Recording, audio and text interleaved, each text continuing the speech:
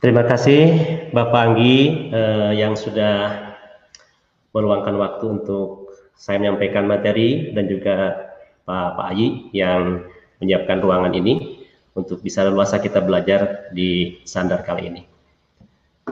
Anak-anak sekalian, tentunya segala puji mari kita panjatkan kepada Allah Rabbil Izzati yang telah memberikan satu bulan yang disebut dengan bulan suci, kemudian berfungsi untuk manusia yang mengharapkan kehadiran fitri dalam hati. Kemudian salawat dan salam semoga terlimpah curah kepada Nabi Muhammad SAW, kepada para sahabat, tabi'in, tabi'in, dan juga kita semua adalah yang hidup di hari zaman. Tentunya berharap mudah-mudahan nanti di hari kiamat mendapat syafaat umat dari Nabi Muhammad SAW. Anakku sekalian yang Bapak banggakan, sebagai peserta sanlat atau pesantren daring atau sandar, ini adalah pertemuan yang selanjutnya atau yang lanjutan atau rangkaian dari kegiatan sandar ya, atau pesantren daring. Di permulaan tadi alhamdulillah Pak Ayi sudah memulai acara ini dengan ucapan basmalah. Tentunya bagi yang baru gabung, prinsip harus kita lakukan dulu atau ucapkan dulu basmalah baik secara jahar ataupun dalam hati, karena basmalah ini banyak sekali manfaatnya, bisa menjadi pembuka rezeki, mencerdaskan akal, terhindar dari gangguan setan, menyembuhkan segala macam jenis penyakit, kemudian juga ada penyempurna amal baik. Satu hal yang terakhir yang penyempurna amal baik adalah sebuah hadis, Bismillahirrahmanirrahim, Kullu amrin di balin layudau pihi bismillah bahwa akta. Setiap perbuatan yang baik yang tidak diawali dengan basmalah, maka perbuatan tersebut dimisalkan seperti hewan yang cacat. Amalnya baik tanpa basmalah berarti tidak sempurna. Misalkan seperti seekor kucing misalkan. Kucing lucu, kucing indah, kucing menarik, tapi ketika lari tanpa kepala, wah, pasti semua akan merasa horor melihatnya karena ada kucing lari tanpa kepala. Nah, begitulah kira-kira ilustrasi betapa pentingnya basmalah karena akan menyempurnakan amal baik kita. Hadirin dan para pemirsa yang menyimak channel ini, hari ini kita akan panjang lebar membahas tentang berbagai amalan penyempurna ibadah saum. Dan ini adalah materi di pekan kedua, materi keempat, karena sebelumnya sudah ada juga bagaimana tentang jis, bagaimana juga batal dan yang merusak saum, bagaimana juga saum harus diisi dengan yang manfaat. Nah, ini yang tidak kalah pentingnya saat ini adalah apa saja sih amalan yang menyempurnakan ibadah saum, karena penting ya. Jadi akan beberapa menit ke depan kita akan membahas tentang bagaimana atau berbagai amalan penyempurna ibadah saum itu apa saja gitu ya. Sebelum sampai ke pembahasan, kiranya anakku sekalian juga perlu sedikit menyimak kisah. Ya. Ada kisah Raja Iskandar Dzulkarnain bersama prajuritnya. Satu hari, seorang raja memberikan instruksi kepada para prajuritnya bahwa akan pergi ke suatu daerah yang waktunya akan berangkat malam hari, dan di perjalanan tersebut akan melewati sebuah sungai, dan sungai di situ ada berupa isi di dalamnya adalah batuan. Jadi tidak menyeberang lewat jembatan, tapi menyeberang ke dalam kali menginjaknya. Nah, di situ tibalah sore hari untuk para prajurit, menjelang malam berangkatlah, dan seluruh prajurit yang diinstruksikan berangkat. Sampai juga di sungai, dan ternyata reaksi terhadap perintah tersebut para prajurit menjadi 3 kelompok. Yang pertama, ketika melewati sungai yang diinjak, lewat saja, tidak mengambil apapun yang terinjak di sungai karena yakin itu hanya batu katanya. Dan yang kedua,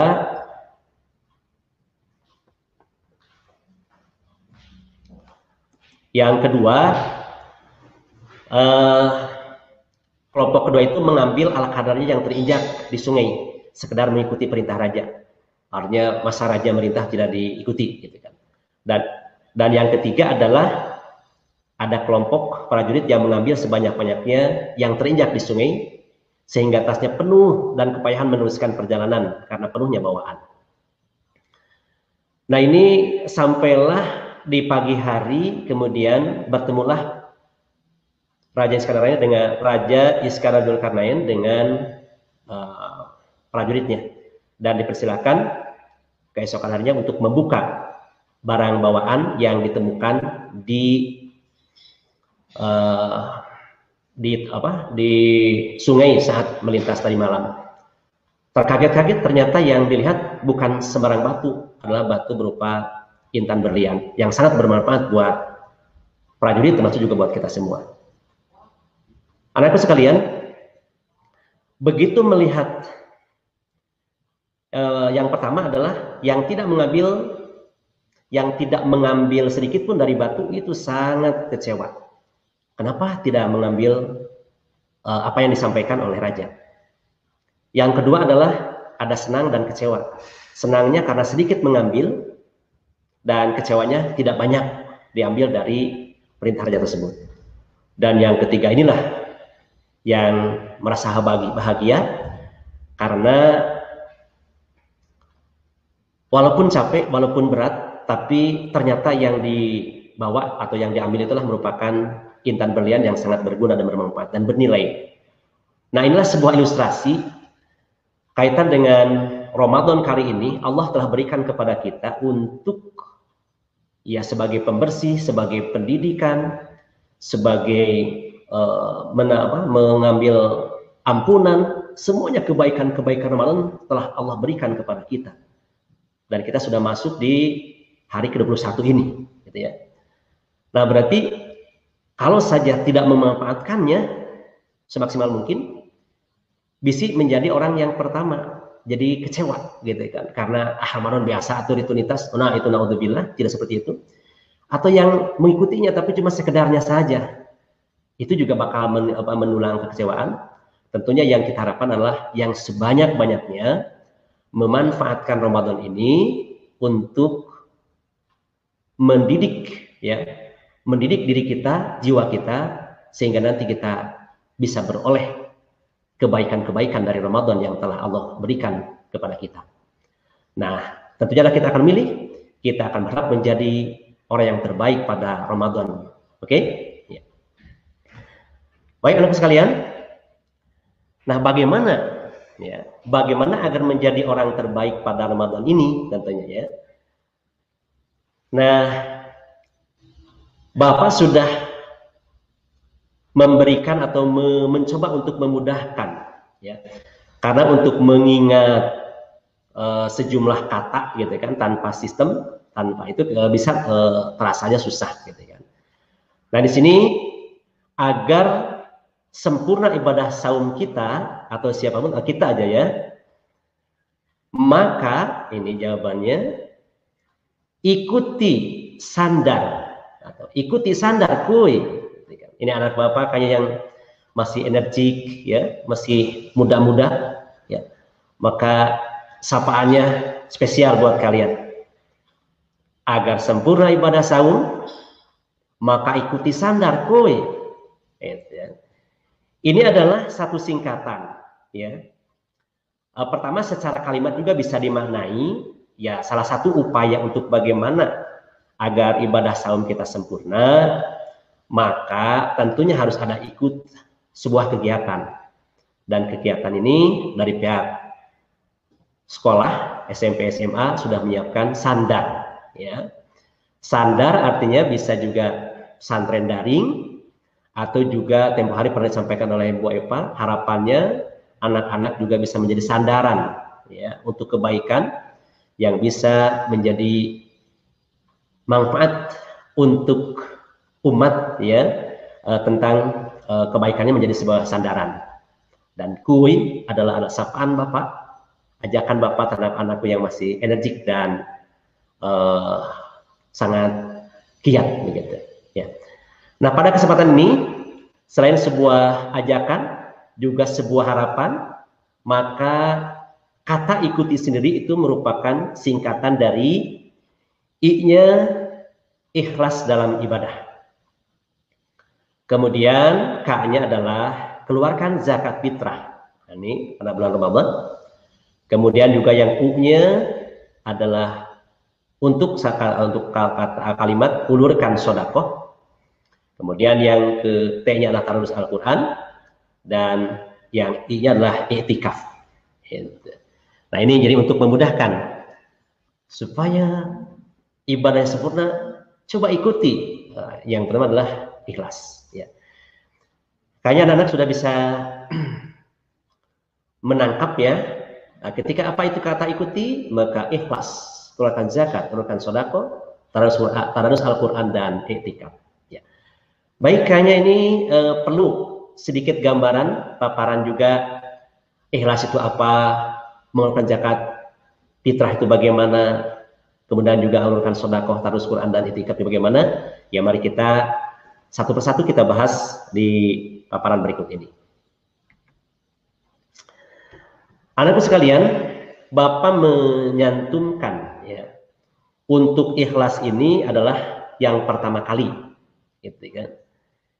Ini karena kita diberi atau akan diberi pahala, akan diberi balasan itu bukan dari siapapun, bukan dari manapun, tapi dari Allah. Makanya kita harus melaksanakannya juga karena Allah. Ya, ada sebuah ilustrasi mungkin yang kalau anak Bapak yang belajar matematika itu rumus ikhlas sangat bisa dimatematiskan ya, atau dimatematiskan ya. Ada yang misalkan ada angka 1 itu adalah pemberi ya, pemberi. Kemudian 1 ada pemberi per penerima, maka itu adalah hasil ya. Pemberinya Allah. Kemudian kalau yang penerimanya adalah 1, maka berarti 1 per 1, maka hasilnya juga 1. Tapi ketika misalkan ada 1 kemudian pembaginya adalah 2, berarti hasilnya cuma setengah. Ketika nanti kalau misalkan sudah 1 per 0, itu maka hasilnya tak terhingga. Ini maknanya, mohon maaf mungkin kalau untuk orang-orang matematika ini bisa lebih panjang pembahasannya, namun yang bisa Bapak natijahkan, simpulkan ya dengan ilustrasi tadi, 1-nya adalah Allah. Kemudian kalau manusia yang pembaginya misalkan masih ada harap-harap A, B, C, D semacam, atau masih ada ujub takabur, berarti itu sudah, atau misalnya ada sombong, berarti itu sudah 1 dibagi dengan kesombongan, maka hasilnya semakin sedikit. Tapi ketika Allah yang maha pemberi, kemudian manusianya menolkan diri, totalitas hanya kepada Allah, maka itulah yang akan diterima oleh manusia, hasilnya akan terhingga. Jadi di sini pentingnya bahwa mereka di sini sesuai dengan ayat Al-Quran, A'udzu billahi minasy syaithanir rajim. Bismillahirrahmanirrahim. Wa ma umiru illa liya'budullaha mukhlisina lahuddin mukhlisina lahuddina hunafa'a wa yuqimus salata wa yu'tunaz zakah wa dzalika dinul qayyimah. Yang artinya pada mereka tidak disuruh kecuali supaya menyembah Allah dengan memurnikan ketaatan kepadanya dalam menjalankan agama yang lurus, dan supaya mereka mendirikan sholat, menunaikan zakat, dan yang demikian itulah agama yang lurus. Jadi di sini pentingnya keikhlasan dalam melaksanakan ibadah, totalitas hanya kepada Allah, karena kita hanya mengharap balasan yang sebanyak-banyaknya, sebaik-baiknya dari Allah. Karena selain dari Allah itu tidak punya balasan. Kalaupun misalkan hanya apresiasi dari keluarga, dari ayah, dari ibu, dari kakak, itu tentunya hanya sebuah bonus saja. Yang itu pun pada hakikatnya karena Allah telah menggerakkan hati-hati yang di sekeliling kita, yang baik pada kita, menyampaikan hal itu kepada kita. Oke? Jadi yang pertama yang harus melandasi ibadah kita, baik khususnya ibadah Ramadan, tentu juga ibadah yang lain, didasarilah amalan kita dengan ikhlas semata-mata karena Allah. Jangan karena takut wali kelas, jangan takut karena keisuaan atau apapun lah yang menakuti orang tua, takut dia ngasih uang jajan, itu rasa-rasanya hilangkanlah. Kalau untuk anak TK tentunya seperti itu masih bagus, tapi kalau untuk anak SMP, SMA yang sudah cerdas-cerdas berpikir dewasa, kayaknya sudah lebih bagus untuk hanya semata karena Allah untuk beribadah ini. Ya. Baik, itu mengenai ikhlas anakku sekalian. Yang selanjutnya adalah keluarkan zakat fitrah. Nah ini sangat penting bagi kita. Kepentingannya bisa dilihat dari berbagai sudut pandang. Ya.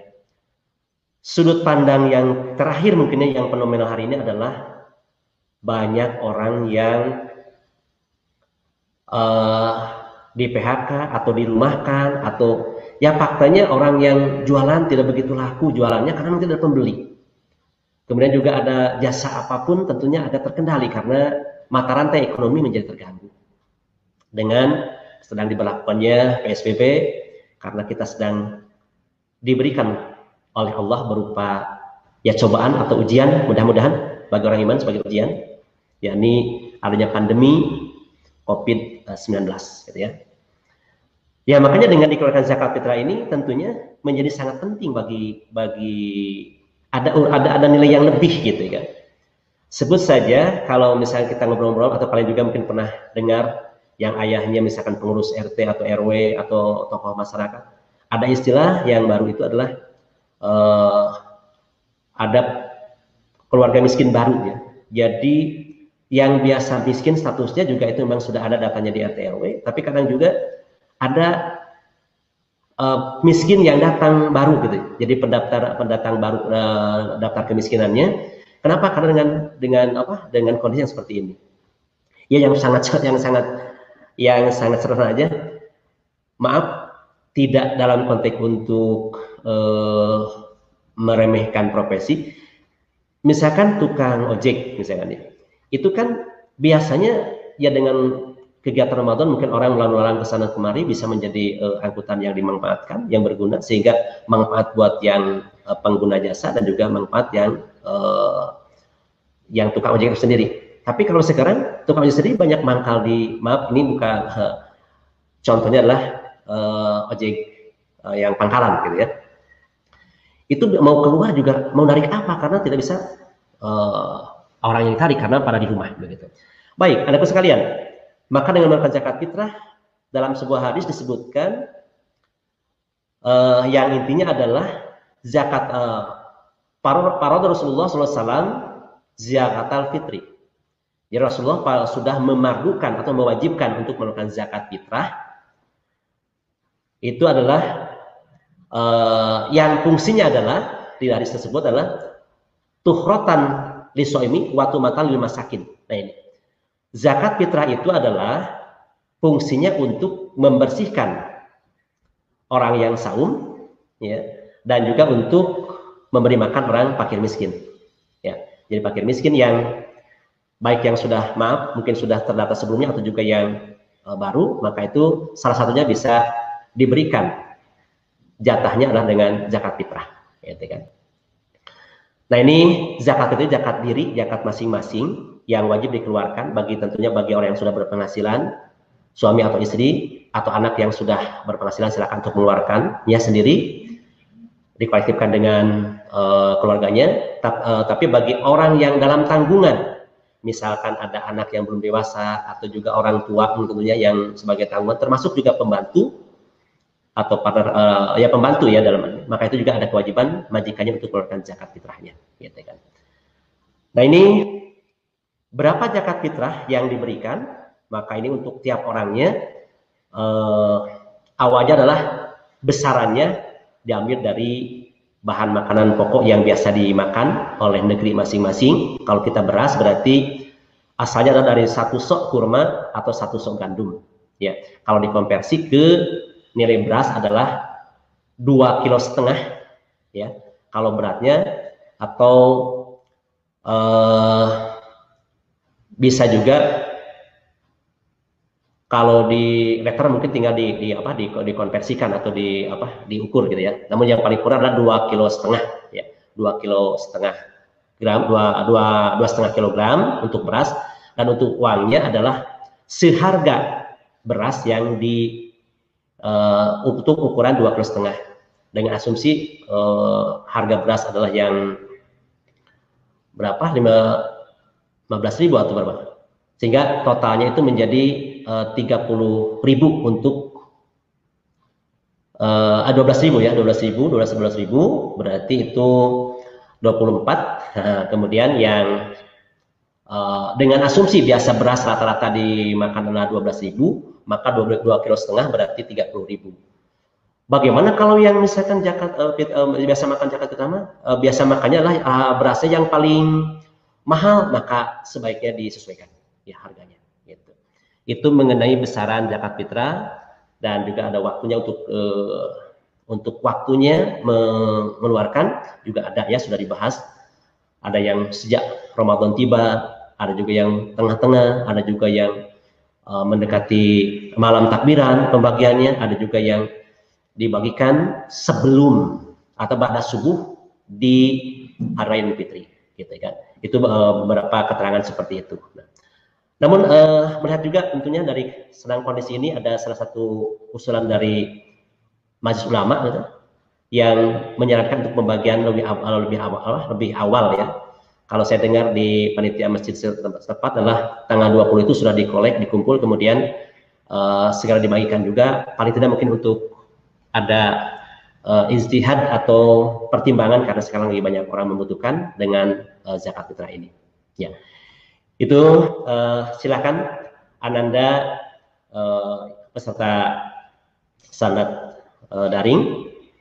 Ya, bagi mungkin yang kalian atau anggota atau mama atau papa belum mengeluarkan zakat fitrah khususnya, coba diingatkan, dan syukur-syukur ketika Ananda berangkat misalkan ke panitia ke masjid juga bareng gitu ya, dibarengi supaya nanti kalian tahu bagaimana proses untuk menyampaikan zakat, biar nanti juga ada penerima zakat mendoakannya. Itu baik sekali gitu ya, sehingga sekali kalian juga akan dewasa, maka mungkin kalau sudah berpenghasilan bisa melakukan zakat sendiri dengan proses yang diberikan contoh oleh ayah atau mama kalian, atau juga satu saat mungkin bisa sebagai pengelola zakat di masjid itu, sebagai anggota remaja masjid, sebagai anggota Karang Taruna, atau apa saja yang kelompok-kelompok yang jami zakat ya, pengumpul zakat, maka kalian aktif di masyarakat seperti itu juga bermanfaat gitu. Namun ini nggak bisa kalau tidak ada keterlibatan dalam keseharian gitu ya.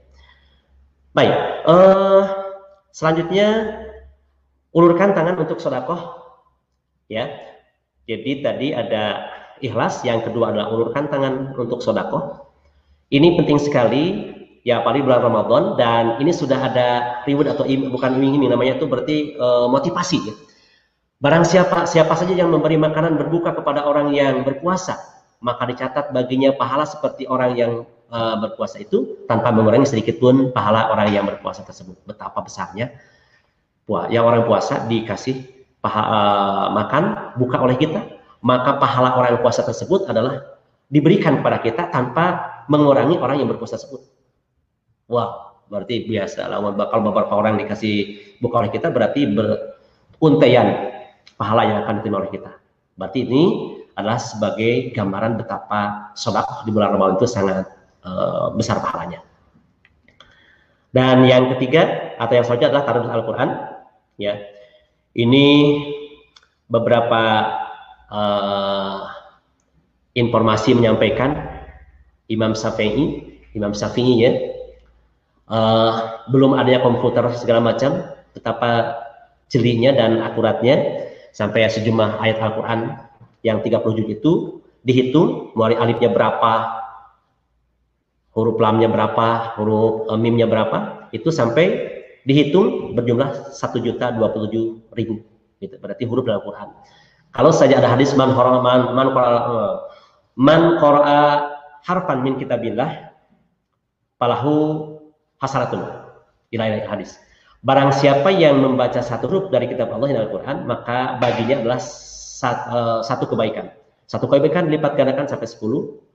Dan jangan kira ketika membaca alif lam mim itu adalah dianggap satu huruf, karena alif satu huruf, lam satu huruf, mim satu huruf. Jadi totalnya adalah itu sudah 3 huruf. Total semua kalau kita misalkan tamat Al-Quran, tadarus sebulan misalnya setiap hari 1 juz, berarti 30 juz dalam 1 bulan, berarti ini kebaikan-kebaikan yang tak terhingga untuk kita dapati.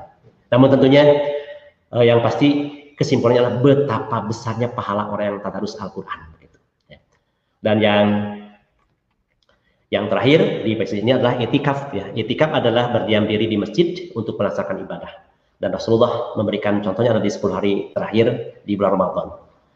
Dan melaksanakannya itikaf tersebut ternyata bukan 1 atau 2 kali, malah melakukannya itikaf sesudah tanggal 20 Ramadan itu hingga beliau meninggal dunia. Mudah-mudahan kita dengan paparan ikuti ini, yakni ikhlaslah dalam beramal, kemudian keluarkan zakat fitrah, ulurkan sedekah, tadarus Al-Quran dan iktikaf, ya, maka itulah yang akan menyempurnakan amal ibadah saum kita.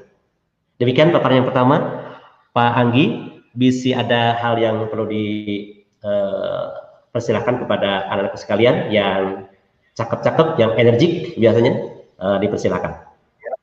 Ya, Pak Qasim, di sini mungkin anak-anak atau anak-anak sekalian bisa memberikan pertanyaan di live chat yang bisa ditanyakan langsung kepada Bapak Qasim. Yang dimana bahasan kita pada kali ini adalah amalan penyempurna ibadah pada bulan puasa. Baik.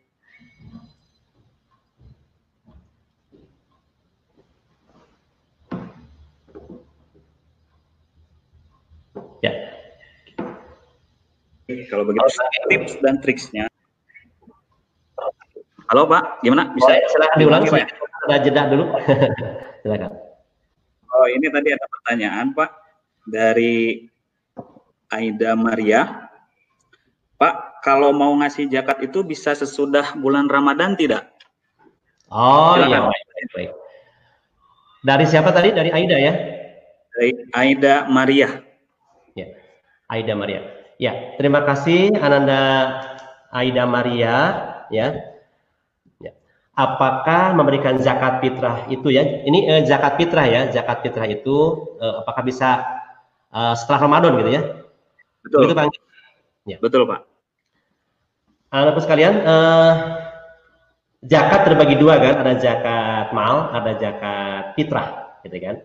Kalau zakat mal, berarti itu sangat bebas ya. Jadi bisa dikeluarkan di luar bulan Ramadan, bisa juga dikeluarkan bulan Ramadan.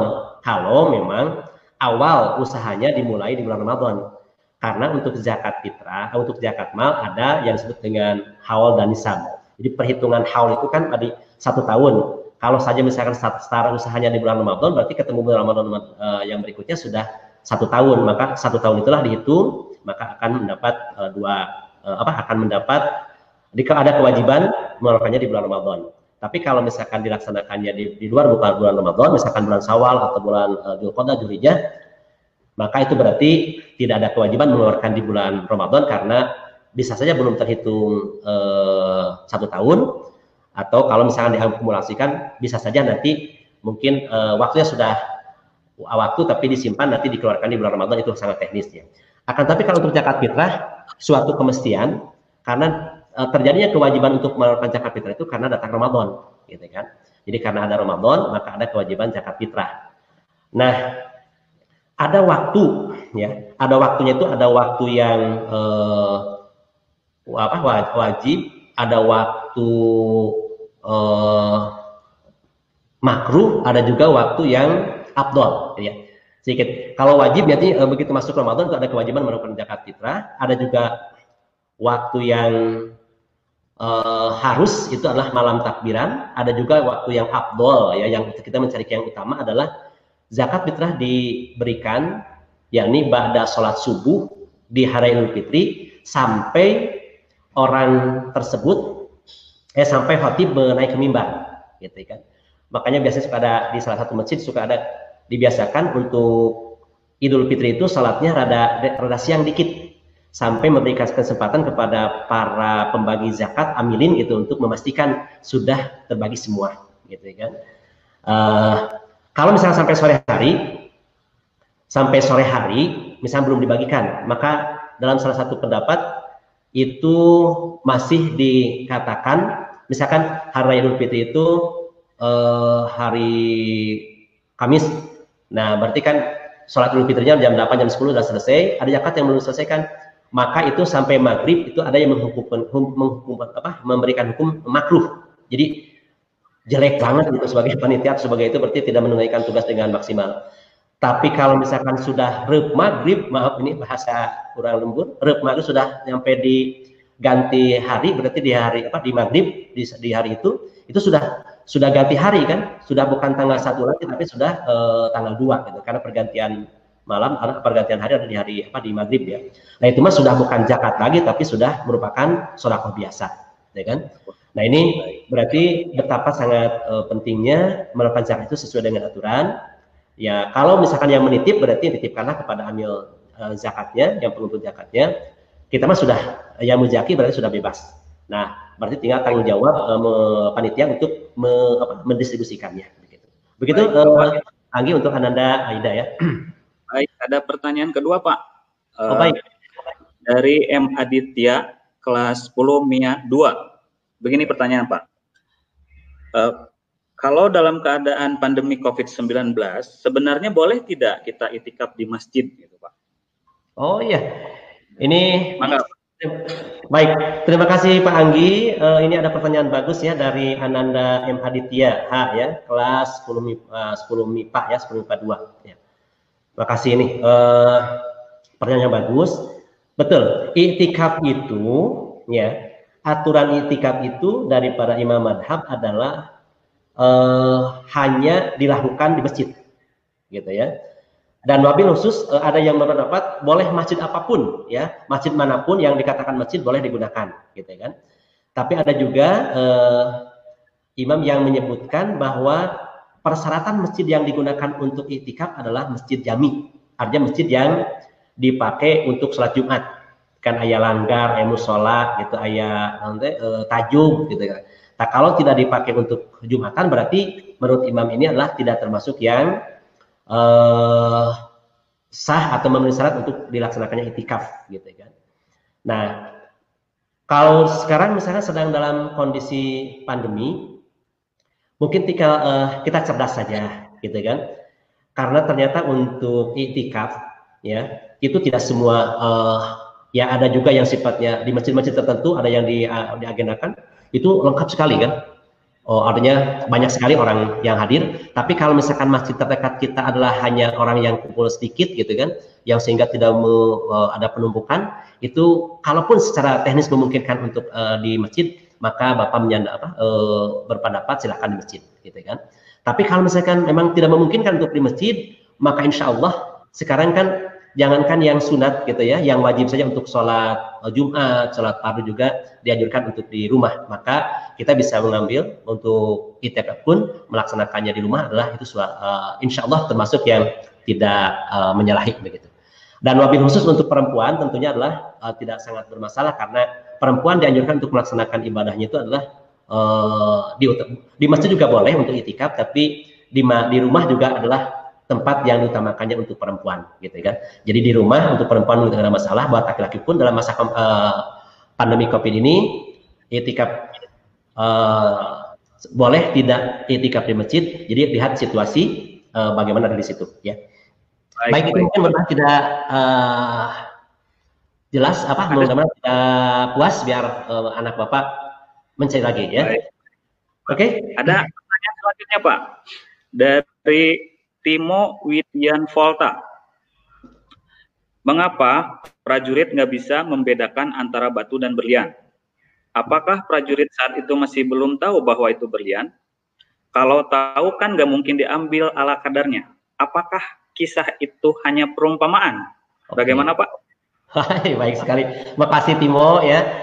Ini pertama Bapak ngambil sumbernya itu dari buku karangan Buya Hamka, ya, di buku Tasawuf Modern, gitu ya. Di situ ada menceritakan lebih ke permisalan, mungkin ya, yang lebih utama adalah lebih ke permisalan, bahwa di zaman dulu ini kan apa, kajian tentang bagaimana benda-benda alam misalkan yang bermanfaat, misalnya yang bernilai tinggi juga mungkin sebetulnya belum ada, gitu. Dan ini adalah sebuah perjalanan malam hari, kemudian tidak dikasih tahu dulu, harus melewati, jadi menyeberang apluk-aplukan, gitu ya, masuk di sungai, kemudian menginjak, gitu kan. Dan hanya dipersilakan, silakan ambil, gitu kan. Jadi waktu itu belum ada pengetahuan atau juga tidak dikasih tahu dulu.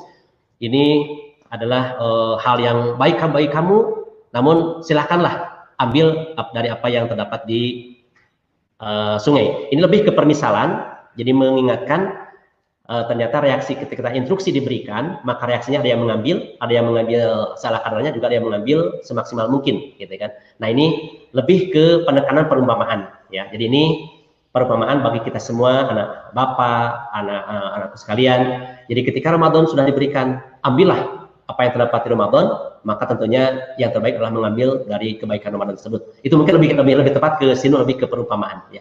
Terima kasih nih Timo, ya. Ada pertanyaan berikutnya, Pak, dari Lubna. Saat beribadah kita suka malas. Bagaimana triknya untuk melawan rasa malas tersebut, Pak? Oh iya, baik. Yang pertama berarti kita tahu dulu, ya, tahu ilmunya. Dan ketika malasnya apa nih? Malas sholat, gitu kan? Ketahui dulu ilmu tentang sholat. Malas saum, baca-bacalah fikih tentang saum dan keutamaan saum, berarti di situ.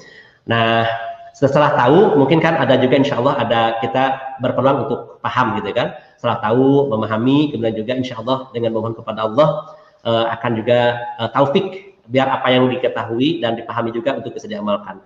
Dan juga ada kan doa Bismillahirrahmanirrahim. Allahumma inni a'udzubika minal hammi wal hazan, a'udzubika minal azzi wal kasal, a'udzubika minal jubni wal buhl. Nah, yang bait yang kedua itu a'udzubika minal azzi wal kasal. Mudah-mudahan kita dijauhkan dari perbuatan lemah dan kasal. Kasal itu adalah malas, gitu kan. Itu yang musuh banget buat kita, gitu kan. Itu baik, Pak Anggi. Berikutnya ada apa lagi nih? Ada dari Rizky Maulana Yusuf, kelas 7H. Ya. Apakah memberikan makanan kepada fakir miskin dan lain-lain secara langsung, apakah bisa disebut zakat fitrah? Bagaimana, Pak?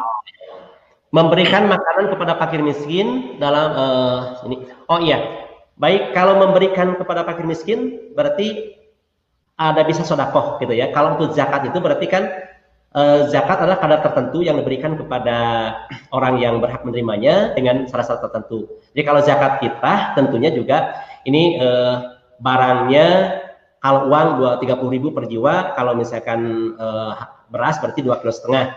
Nah, itu kalau tidak sampai 2,5 kg berarti bukan zakat fitrah, gitu kan. Itu bisa dikatakan sedekah biasa, gitu ya. Jadi harus jelas niatnya. Jadi ketika ibadah itu supaya sempurna, niatnya jelas, caranya jelas, dan juga dengan barang-barang yang sudah ditentukan, begitu. Begitu Pak Anggi, ya. Yang tadi tidak termasuk zakat fitrah, ya. Tapi termasuk kebaikan yang namanya sedekah, ya. Oke, Pak. Pak, mau dilanjutkan materi atau nanti saja, Pak? Ada pertanyaan, masih banyak pertanyaannya nih. Oh, baik. Hanya satu lagi aja biar genap, ya, ganjil. Ada ya. Gimana, Pak? Dari M. Gatot di sini, Pak. Pak, saya mau bertanya, apakah sanksi jika tidak membayar zakat? Oh iya, iya. Baik, ya. Ini tentunya kita bedakan ya sanksi. Jadi karena dalam hadis perintah tentang berzakat itu kan farodo Rasulullah zakat al-fitri. Jadi Rasulullah SAW sudah mempardukan. Nah, kata pardu itu dalam hadis lain, dalam bahasa Arab suka juga dengan ada farodo, ada wajabah, ada kutibah, yang artinya sama-sama adalah wajib mesti lakukan, gitu kan. Nah, kalau mesti lakukan berarti itu sanksinya bagaimana?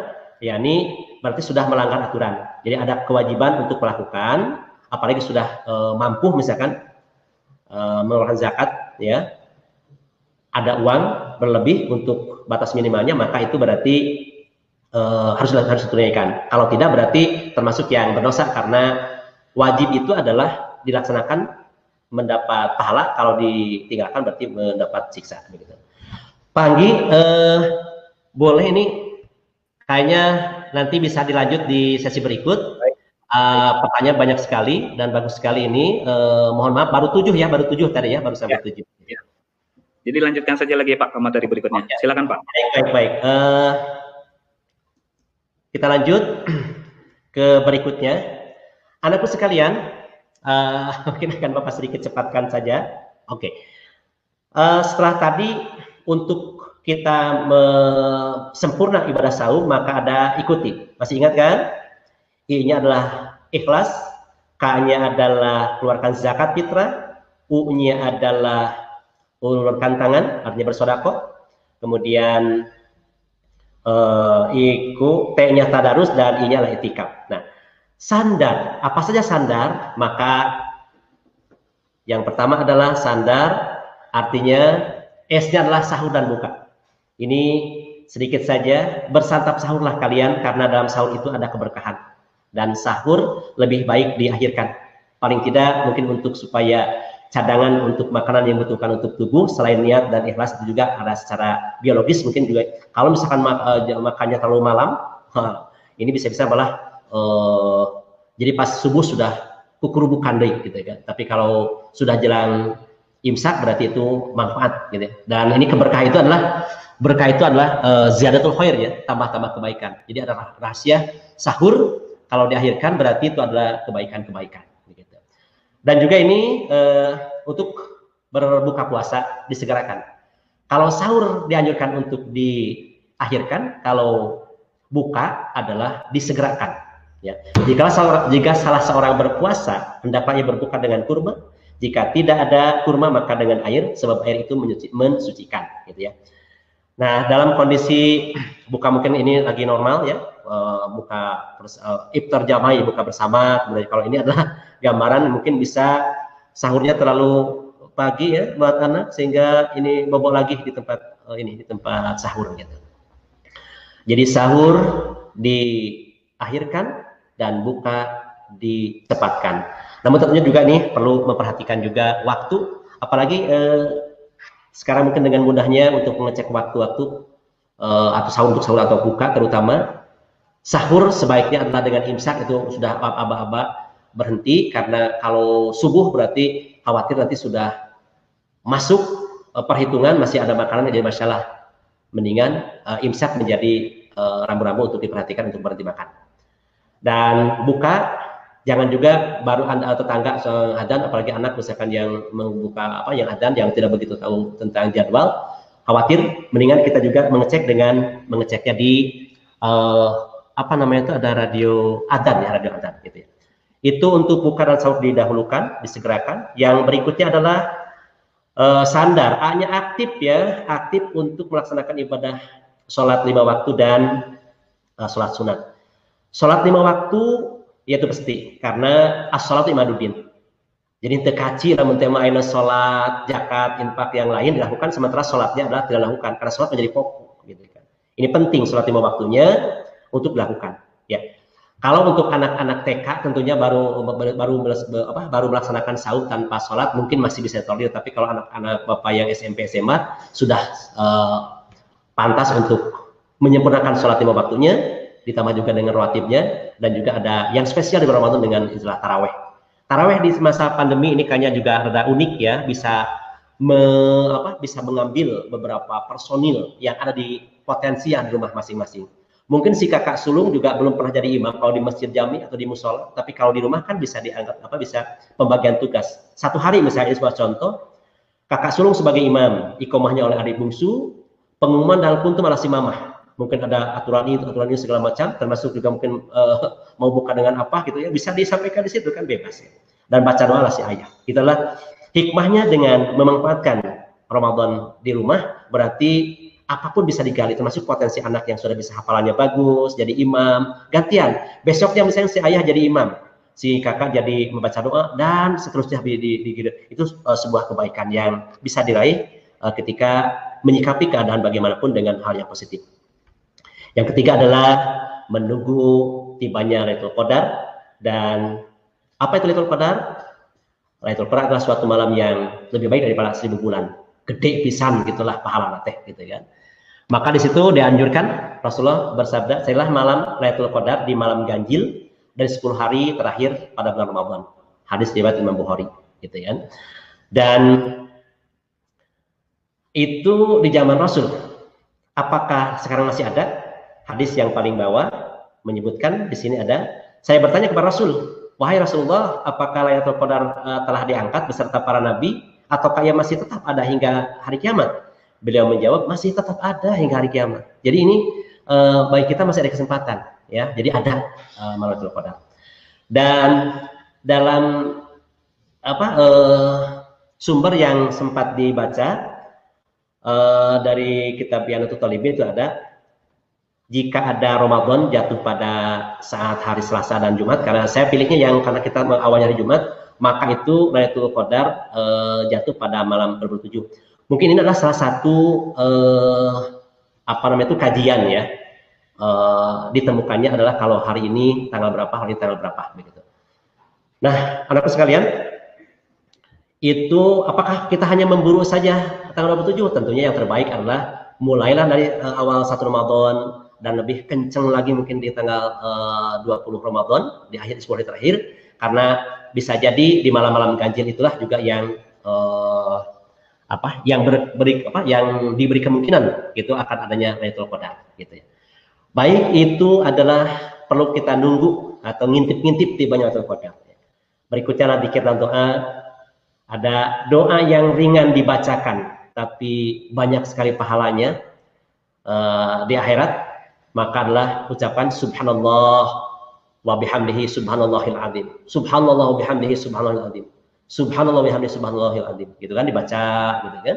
Itu juga adalah zikir. Dan juga doa yang populer untuk menunggu datangnya Lailatul Qadar. Allahumma innaka afuwun karim tuhibbul afwa fa'fu anni. Allahumma innaka afuwun karim tuhibbul afwa fa'fu anni.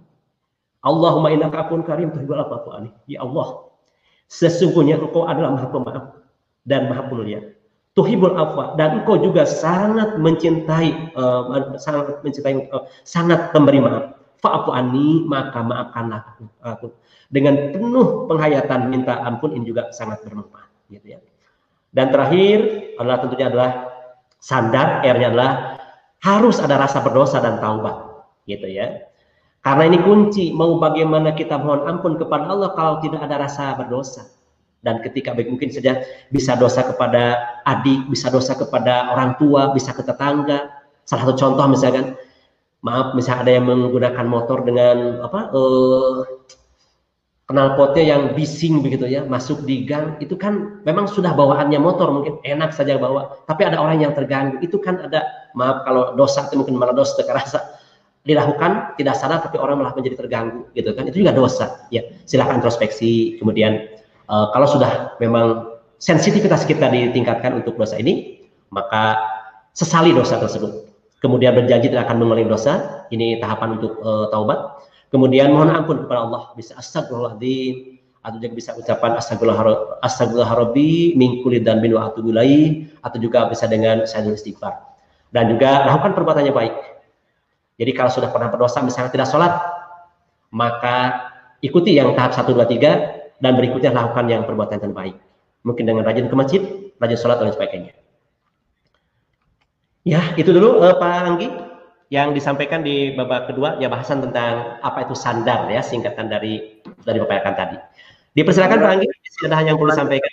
Yang tadi Pak, ada pertanyaan yang diajukan dari siswa dan siswi kita dari Raka kelas 8C Pak.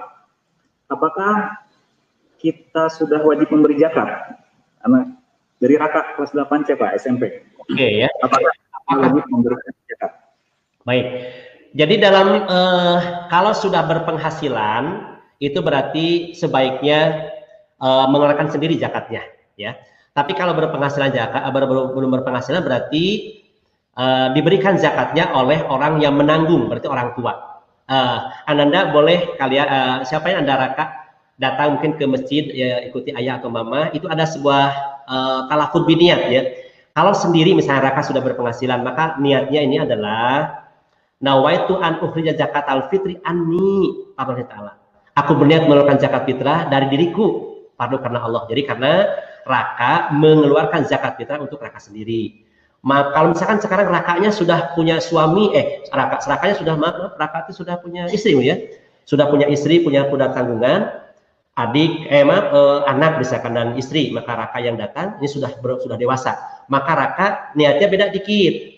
Jadi Allah nawaitu an ukhrija zakatal fitri anni wa antal jamuni nafaqatuhum sa'an ta'ala. Jadi aku berniat mengeluarkan zakat fitrah dari diriku dan dari orang yang ada dari orang yang ada dalam tanggunganku, padu karena Allah gitu ya. Jadi apakah sudah wajib memberi zakat? Rakanya mah belum, berarti masih kewajiban ayah ibunya begitu. Oke, yang lainnya Pak? Yang lainnya dari Cynthia Puspitasari Pak. Saya mau bertanya, apakah sholat taubat bisa dilakukan setiap hari? Oh, sholat taubat ya? Ya baik. Ya. Sholat taubat pada hakikatnya semua sholat juga itu termasuk yang sedang kita mendekatkan diri kepada Allah juga ada permohonan-permohonan untuk diampuni ya.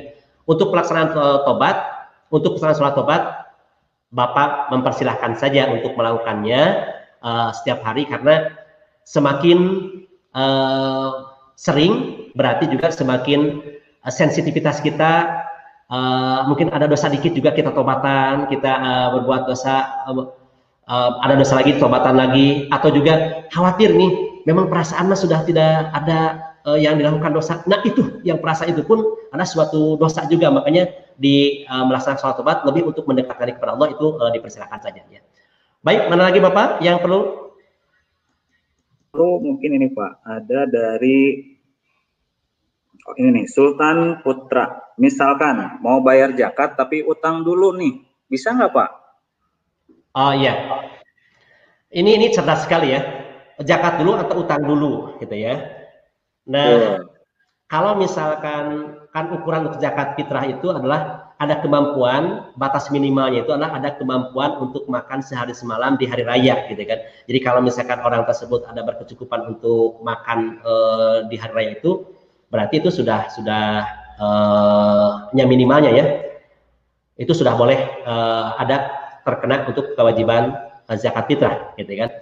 Nah, bagaimana kalau untuk bayar utang? Kalau berpikir cerdas, kalau zakat fitrah kan waktunya ditentukan. Kalau utang kan mungkin bisa juga di luar Ramadan gitu dengan ada reschedule ya. Jadi penjadwalan ulang misalkan untuk pembayaran zakat utangnya kapan itu masih memungkinkan. Ini utang yang bisa ditangguhkan ya. Tapi kalau utangnya itu adalah utang yang memang untuk mempertahankan hidup, itu untuk makan sehingga kalau tanpa meminjam malah menjadi kelaparan dan sebagainya, maka itu insya Allah malah termasuk yang berhak untuk menerima ya, itu berarti yang namanya itu adalah ghorimin ya. Baik Bapak, dipersilakan untuk yang mana lagi yang perlu dibahas. Pertanyaan terakhir mungkin ya Pak ya. Di sini ada Raffi Muriafah. Apakah setiap orang yang mendapatkan Lailatul Qadar itu berbeda-beda hari? Lailatul Qadar itu hanya bisa dirasakan masing-masing orang saja yang mendapatkannya. Lalu, apakah kita bisa mendapatkannya 2 kali? Bagaimana Pak? Di nomor berapa? Nomor berapa Pak? Nomor 15 Pak. Oke. Ya. Apakah setiap orang apakah setiap orang yang mendapatkan Lailatul Qadar itu berbeda-beda hari? Lailatul Qadar itu hanya bisa dirasakan masing-masing. Apakah Lailatul Qadar itu, apakah setiap orang yang mendapatkan Lailatul Qadar itu berbeda-beda harinya? Ya tentunya ini sangat dirahasiakan gitu ya. Lailatul Qadar itu disiapkannya, menunggunya atau mengintip-ngintipnya itu adalah di 10 hari terakhir gitu kan. Karena teori kemungkinannya berarti di hari itulah yang sangat mungkin datangnya Lailatul Qadar gitu ya. Makanya disiapkanlah, diintipnya atau ditunggunya adalah di 10 hari terakhir di bulan Ramadan. Namun juga ada tadi yang dari disampaikan yang di kitab Riyadhut Thalibin itu, jadi diklasifikasi gitu kan, kalau misalnya awal Ramadannya hari ini, hari Senin atau hari apa, maka nanti akan jatuhnya juga hari apa gitu kan. Tadi kalau untuk yang hari Jumat, maka mendapatkan sumber itu adalah bakal munculnya di hari tanggal 27 ya, tanggal 7. Nah, ini tentunya itu hanya sebuah motivasi saja. Kalau saja misalkan minggu-minggu yang lebih aman adalah 10 hari terakhir, lakukan, maksimalkan ibadah. Tapi kalau misalkan hari kemarin atau hari berikutnya misalkan tidak maksimal karena ada suatu hal, maka ya gitu. Pada tanggal 27 mah mungkin lebih maksimal lagi. Gitu kira-kira lah, kita lebih berpikir yang kemungkinan mana yang bisa dilakukan. Oh ya, masih panjang nih ya. Lailatul Qadar itu hanya bisa dirasakan masing-masing saja yang mendapatkan. Lalu apakah kita bisa mendapatkannya 2 kali? Ya, untuk mendapatkannya, karena di hadis tadi disebutkan bahwa Lailatul Qadar itu kan setiap tahun ya, sampai akhir zaman ada. Berarti bisa saja mendapatkannya tahun ini mendapat, tahun depan juga dapat ya, karena kuasa Allah. Namun untuk di Ramadan yang pertama itu di satu bulan Ramadan, berarti hanya ada satu malam Lailatul Qadar yang memang dirahasiakan itu. Ya, manfaatnya adalah sok sajalah lakukan yang terbaik di malam-malam itu. Boleh jadi mungkin tanggal 21 atau boleh jadi besok atau lusa, sampai akhirnya tanpa sampai mendapatkan misalkan informasi aku dapat atau tidak dapat, itu sudah untaian kebaikan sejak tanggal 20 atau 21, berarti itu sudah kebaikan-kebaikan yang tidak akan lewat kemana, pasti bagi orang yang melakukan tersebut begitu. Begitu Pak Anggi. Oke. Ada pertanyaan berikut Pak dari Gipari Jauhar. Bagaimana Pak tinjauan hukum Islam terhadap keabsahan pembayaran zakat yang dilakukan secara online yang berafiliasi dengan Basnas karena pembatasan aktivitas di tengah pandemi? Ya. Baik, ini pertanyaan yang bagus sekali ya. Jadi kekinian gitu ya. Yang ada keterangan adinu yusron ya. Agama itu mudah, tapi tentunya bukan dimudah-mudahin gitu ya. Nah, tadi kalau misalkan membawa beras berat, mungkin kan bisa dengan gosen ya. Bisa kalau untuk membawanya, tapi kalau untuk akarnya mungkin bisa live, bisa telepon, bisa itu tuh sangat teknis, atau datang sendiri ke masjid juga itu.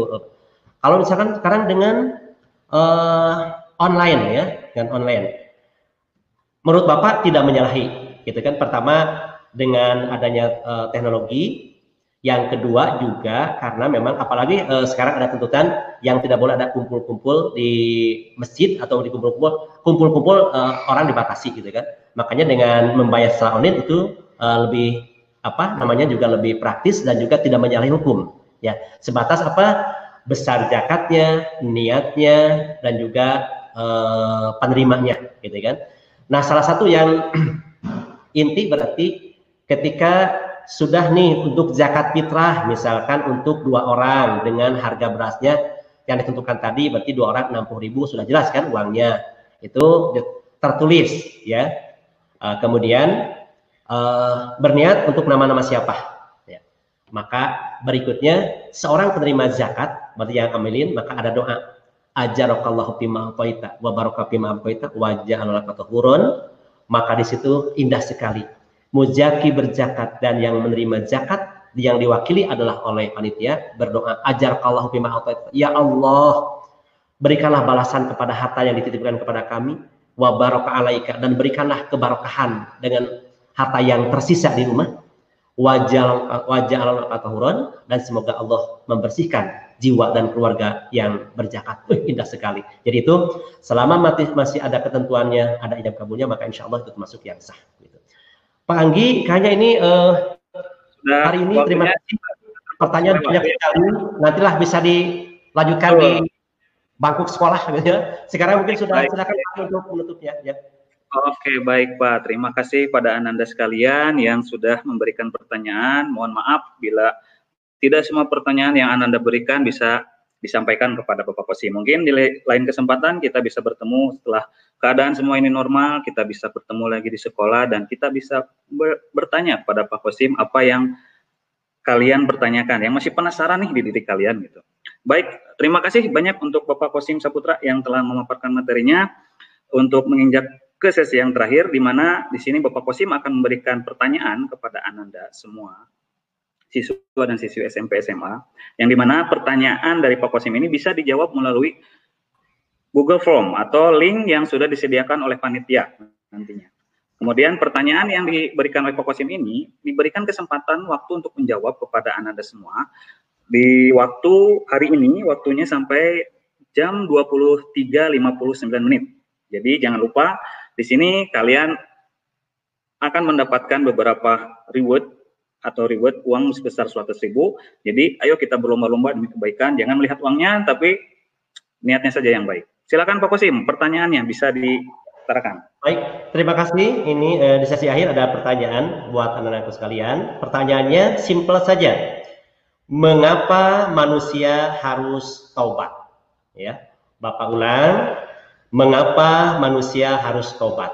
Ya, silahkan kalian jawab sebaik mungkin karena jawaban yang tercepat dan yang terbagus uraiannya itulah yang akan mendapat reward ya, atau misalkan mendapat ini prestasi ya. Itu di bagian akhir juga nih Pak Anggi, kayaknya saya ingin menyampaikan saja di bagian akhir. Di bagian akhir ini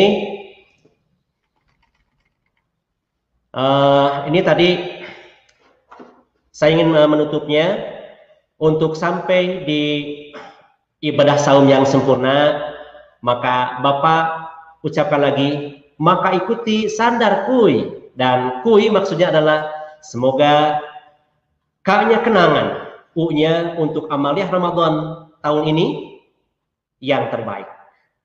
Semoga dengan melakukan hal yang tercantum dalam, khususnya dalam ikuti dan kata sandar, maka kita menjadi sebuah kenangan untuk mengisi Ramadan tahun ini dengan yang terbaik. Terima kasih. Mudah-mudahan ada manfaatnya. Mohon maaf ada kesalahan. Bila itu berdaya. Assalamualaikum warahmatullahi wabarakatuh. Dan saya kembalikan kepada Bapak Anggi. Waalaikumsalam warahmatullahi wabarakatuh. Jadi ikuti sandar kuy itu intinya ya Pak ya. Baik, Bapak ingatkan kembali pertanyaan yang sudah diberikan Pak Kosim tadi bisa dijawab melalui link yang sudah diberikan. Nanti kalau misalkan di sini tidak sempat bisa di-share nanti oleh wali kelasnya.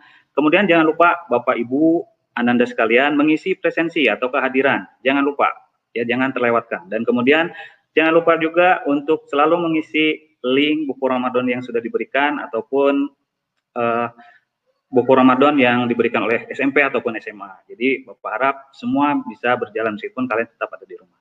Baik, Ibu Guru, Bapak dan Ibu Ananda siswa dan siswi yang berbahagia. Alhamdulillah rangkaian diskusi pada hari ini sudah terlaksana dengan baik. Kami ucapkan terima kasih pada narasumber Bapak Kosim Saputra yang dimana telah memaparkan materinya dengan begitu sangat luar biasa, telah berbagi ilmu pada kita semua. Dan juga terima kasih kepada Bapak Ibu Guru yang telah ikut bergabung, Ananda siswa dan siswi yang telah menyimak dengan antusias diskusi ini pada hari ini. Akhirnya saya Anggia Perbawa pamit undur. Terima kasih atas perhatiannya. Assalamualaikum warahmatullahi wabarakatuh. Mangga Pak.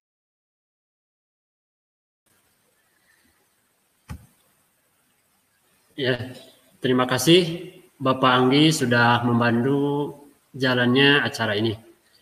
Ananda semua, tidak terasa kita sudah di penghujung acara. Mudah-mudahan ilmu yang kita terima hari ini ada dalam keberkahan.